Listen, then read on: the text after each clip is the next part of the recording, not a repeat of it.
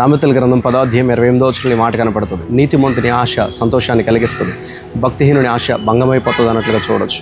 వాస్తవంగా మన ఆశలు మనకి ఎప్పుడు సంతోషాన్ని కలిగిస్తాయంటే ఆశలన్నీ తీర్చబడినప్పుడే, ఆశలు నెరవేర్చబడినప్పుడే మనకు సంతోషం కలుగుతుంది. అయితే మన ఆశలు తీర్చబడి మనం సంతోషంగా ఉండాలి అంటే మొట్టమొదటిగా బైబిల్ చెప్తుంది, మనం నీతిమంతులమై మనం ఆశపడగలిగినప్పుడు ఖచ్చితంగా దేవుడు తీరుస్తాడు.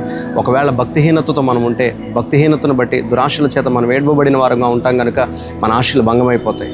మీకు ఒక చిన్న మాట జ్ఞాపకం చేస్తాను. ఒక ఇద్దరు వ్యక్తులు దేవుని సన్నిధికి వెళ్ళి ప్రార్థన చేస్తున్నారు. ఒక ఆయనేమో తాను నీతిమంతునిగా అగుపరుచుకుని భక్తిహీనతలో ఉండి కూడా నీతిమంతునిగా చూపించుకోవడానికి ప్రార్థన చేస్తున్నాడు.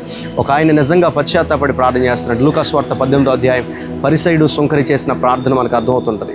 పరిసయ్యుడు ఏమో తాను చేసింది చెప్తుంటే సుంకరి మాట్లాడుతున్నాడు, తండ్రి పాపిని నన్ను కరుణించు నాయన అని తాను చేసిన ప్రార్థన. ఆ టైంలో దేవుడిచ్చిన స్టేట్మెంట్ మనకు తెలుసు కదా, అతని కంటే ఇతడు నీతిమంతుడిగా తీర్చబడ్డాడని.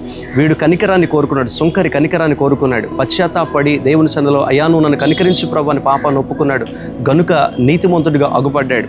అతని ఆశ కనికరించబడాలని దేవుడు నీతిమంతుని ఆశను సఫలపరిచి దేవుడు అతన్ని కనికరించాడు. మరొక సందర్భాన్ని మీకు జ్ఞాపకం చేయాలంటే సిలువలో ఉన్న ఇద్దరు దొంగల పరిస్థితి ఆలోచించండి.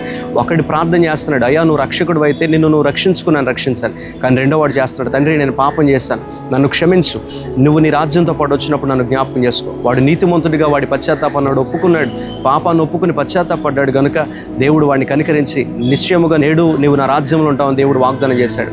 నీతిమంతుని ఆశ సంతోషాన్ని కలిగించింది, ఇద్దరు భక్తిపరుల ఆశ భంగమైపోయినట్లుగా మనం చూడొచ్చు. ఈరోజు నా ఆశ సఫలపరచబడాలి అని అంటే మనం నీతిమంతులమై పశ్చాత్తాపడి దేవుని సన్నిధిలో మన పాపాన్ని ఒప్పుకుని మనం ఆయన కనికరాన్ని కోరుకుని పశ్చాత్తాపడినప్పుడు నిశ్చయముగా మన ఆశలన్నీ సఫలపరచగలుగుతాడు.